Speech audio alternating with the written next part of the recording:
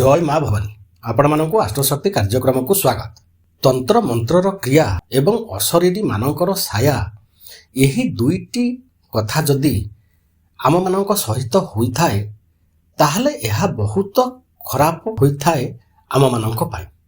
आजिर दुनिया रे यही तंत्र मंत्रर क्रिया बहुत अधिक मात्रा रे बढ़ी जाइछि। तांत्रिक मानकु धरी लोक माने अन्य को हैरान हरकत रे पकाउछंती एवं यही अशरीरी मानक द्वारा मध्य बहुत क्षति करा जाउछि भल लोक मानकर। तांत्रिक माने तंत्र मंत्र क्रिया द्वारा एवं यही अशरीरी मानक द्वारा अन्य मानकु असुविधा रे पकाउछंती, अन्य मानकर अनिष्ट करूछंती। आज आमे माने आलोचना करिबा तंत्र मंत्र आमकु हेइछि कि नाही आमे केमिति जानिबा एवं एहा सहित यही अशरीरी मानकर साया आम मानक उपरे अछि कि नाही एहाकु आमे माने केमिति जानिबा। ए सब कथा को जदि आमे माने ठीक समय रे जानि पारंती ताहाले बहुत किछि असुविधा आउ कष्टकर परिस्थिति रु निजको रक्षा करि परिबा। वीडियोटी भल लागिले लाइक कमेंट शेयर करंतु, चैनल को सब्सक्राइब करंतु जहा फल रे मोर प्रत्येकटी वीडियो आपण मानक पाखरे पहुंची जिवो। तांत्रिक मानक द्वारा तंत्र मंत्र क्रिया करा जाय थाए एवं किछि क्षेत्र रे सेमाने अशरीरी मानक मध्य आपणक उपरको पठाई थांते। एही दुई प्रकार उपाय रे सेमाने आपण मानकु असुविधा रे पकाई थांती, हैरान हरकत करथांती। तंत्र मंत्रर क्रिया किंबा अशरीरीर साया आपण मानक उपरे अछि कि नाही एहाकु जदि शीघ्र आपण माने जानि न पारिले ताहले बहुत असुविधा होइथाय। शारीरिक क्षति सहित मानसिक एवं आर्थिक क्षति मध्य एहा द्वारा बहुत अधिक होई जाई थाए। ठीक समय रे एहाकु जानि एहार प्रतिकार उपाय कले यही विपद आपण मानकु अधिक क्षति पहुंचाई पारिबो नाही। हम उपरे ए सब प्रयोग होइछि कि नाही एहाकु जानिबा पई एहार किछि गुडिये लक्षण सब अछि। सेही लक्षण गुडी को जदि आमे माने ठीक रे बुझी पारिले ताहले आमे माने जानि परिबा आम उपरे बा आम गृह परिवार उपरे तंत्र मंत्र प्रयोग होइछि कि नाही बा कोनोसी अशरीरीर साया आम गृह परिवार रे बा आम उपरे रहिछि कि नाही। एहार प्रयोग जदि होइथाए ताहले राति रे आपण जेतेबेले सोउछंती सेही समय रे आपणको बहुत अस्तव्यस्त लागिबो। आपणकर निश्वास बंद होई गला भली लागिबो, जेमिति लागिबो निश्वास आपण ठीक रे नै पारु नाहंती। किछि क्षेत्र रे एमिति मध्य लागे जे केही जेमिति आपणको गळा को चिपी धरिছে। शरीरर प्रत्येक जगह रे अलगा अलगा समय रे आपणको कष्ट अनुभव हेबो। केतेबेला केउ जगह रे कष्ट हेबो आपण जानि परिबे नाही। गोटिए जगह रे कष्ट न होई शरीरर प्रत्येकटी जगह रे यही कष्ट हेबो। निश्वास आपण ठीक रे नै परिबे नाही। निश्वास नेले आपणको लागिबो जेमिति निश्वास ठीक भाबरे भीतर को जाउ नाही एवं एही निश्वास नेबा द्वारा आपणको शांति मिलु नाही।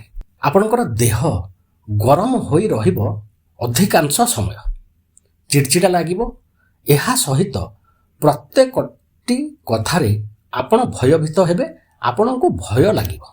कुकुर आपण मानक घर पाखरे बोबाइबे कांदिला भलिया स्वर रे जेमिति बोबाई थांती ताकु मध्य आपण मानकर लक्ष्य करिबा दरकार। एही प्रयोग जदि होई थाए ताहले गृह भूमि उपरे बिलेई माने झगड़ा करि थांती, एहाकु मध्य आपण माने लक्ष्य करंतु।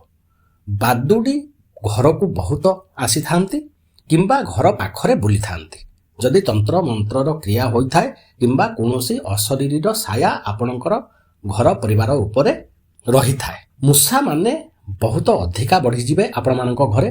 मूषा को आपण माने बारंबार देखिबा को पाइबे। गृह भूमि उपरे रक्तर छिटा मध्य समय समय रे देखिबा को मिली थाए। यही सब लक्षण गुडी को देखि आपण माने चिंता करंतु आपणक उपरे तंत्र मंत्रर क्रिया होइछि कि नाही एवं कोनोसी अशरीरीर साया आपणक उपरे रहिछि कि नाही। स्वास्थ्य जदि आपणकर ठीक न रहिला, लगातार असुविधा देखा देला एवं डाक्तर पाखकु गला परे मध्य आपण माने कोनोसी प्रकार ठीक चिकित्सा पाइले नाही बा डाक्तर माने ठीक रे एही रोग को धरि पारिले नाही, कोन पई आपणकर स्वास्थ्य हानि हेउची ତାହେଲେ ମଧ୍ୟ ଆପଣମାନେ ଚିନ୍ତା କରନ୍ତୁ ଯେ ଆପଣମାନଙ୍କ ଉପରେ ତନ୍ତ୍ର ମନ୍ତ୍ରର କ୍ରିୟା ହେଇଛି କିମ୍ବା କୌଣସି ଅଶରୀରୀର ସାୟା ରହିଛି। ଏହି ଅଶରୀରୀର ସାୟା ଆପଣଙ୍କ ଉପରକୁ ନ ଆସିବା ପାଇଁ ଗୋଟିଏ କାମ ପ୍ରତି ସବୁବେଳେ ଆପଣମାନେ ଧ୍ୟାନ ଦେଇଥିବେ।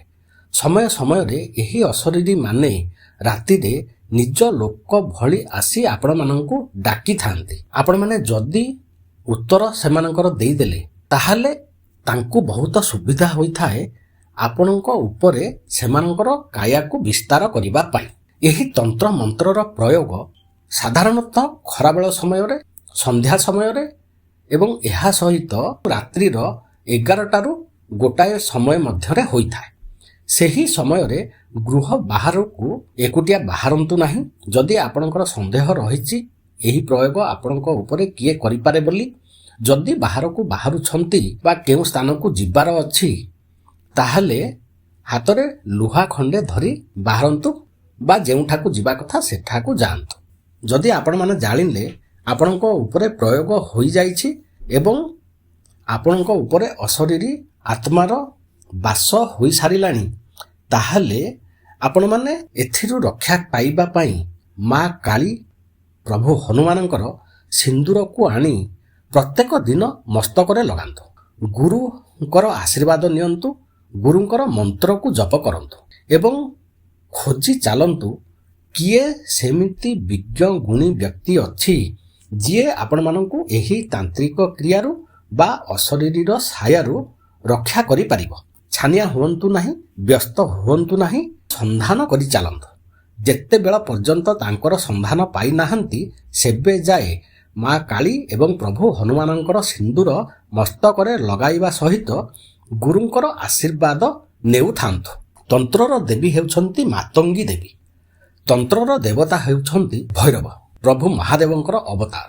ସେଥିପାଇଁ ସକାଳ ସମୟରେ ସ୍ନାନ କରିସାରିବା ପରେ ସୂର୍ଯ୍ୟଦେବଙ୍କୁ ଅର୍ଘ୍ୟ ପ୍ରଦାନ କରନ୍ତୁ, କାରଣ ସୂର୍ଯ୍ୟଦେବଙ୍କର ଅଧିପତି ଦେବୀ ହେଉଛନ୍ତି ମାତଙ୍ଗୀ ଦେବୀ। ଏହା ଦ୍ୱାରା ମଧ୍ୟ ତନ୍ତ୍ର ଶକ୍ତି କମ୍ ହୋଇଥାଏ ଏବଂ ମହାଦେବଙ୍କ ମନ୍ଦିରକୁ ଯାଇ ଶିବଲିଙ୍ଗ ଉପରେ ଜଳ ଚଢ଼ାନ୍ତୁ। ମହାଦେବଙ୍କର ଅବତାର ହେଉଛନ୍ତି ଭୈରବ ଦେବ, ଯିଏ ହେଉଛନ୍ତି ମଧ୍ୟ ତନ୍ତ୍ରର ମାଲିକ। ଏହା ଦ୍ୱାରା ମଧ୍ୟ ତନ୍ତ୍ରର ପ୍ରଭାବ କମ୍ ହେବ ଏବଂ ଅଶରୀରୀ ମାନେ ଯଦି ଆପଣଙ୍କ ଉପରେ ରହିଥିବେ ତାହେଲେ ସେମାନେ ଆପଣଙ୍କ ପାଖରୁ ଚାଲି ଯିବାକୁ ମଧ୍ୟ ଚେଷ୍ଟା କରିବେ। ଏହିସବୁ ଉପାୟ କରନ୍ତୁ ଏବଂ ବିଜ୍ଞ ଗୁଣୀ ଲୋକଙ୍କର ସନ୍ଧାନରେ ରୁହନ୍ତୁ ଯିଏ ଆପଣମାନଙ୍କୁ ଏହି ତାନ୍ତ୍ରିକ କ୍ରିୟାରୁ ରକ୍ଷା କରି ଆପଣଙ୍କୁ ବନ୍ଧନ କରିବ, ଯାହାଫଳରେ ଆଉ କେବେ ମଧ୍ୟ ଆପଣଙ୍କୁ କୌଣସି ତନ୍ତ୍ରମନ୍ତ୍ର ବା ଅଶରୀରୀର ସାୟା ଆପଣଙ୍କ ଦେହରେ ଲାଗିବ ନାହିଁ। ଭିଡ଼ିଓଟି ଭଲ ଲାଗିଲେ ଲାଇକ୍, କମେଣ୍ଟ, ସେୟାର କରନ୍ତୁ। ଚ୍ୟାନେଲକୁ ସବସ୍କ୍ରାଇବ୍ କରନ୍ତୁ, ଯାହାଫଳରେ ମୋର ପ୍ରତ୍ୟେକଟି ଭିଡ଼ିଓ ଆପଣମାନଙ୍କ ପାଖରେ ପହଞ୍ଚିଯିବ। ନମସ୍କାର।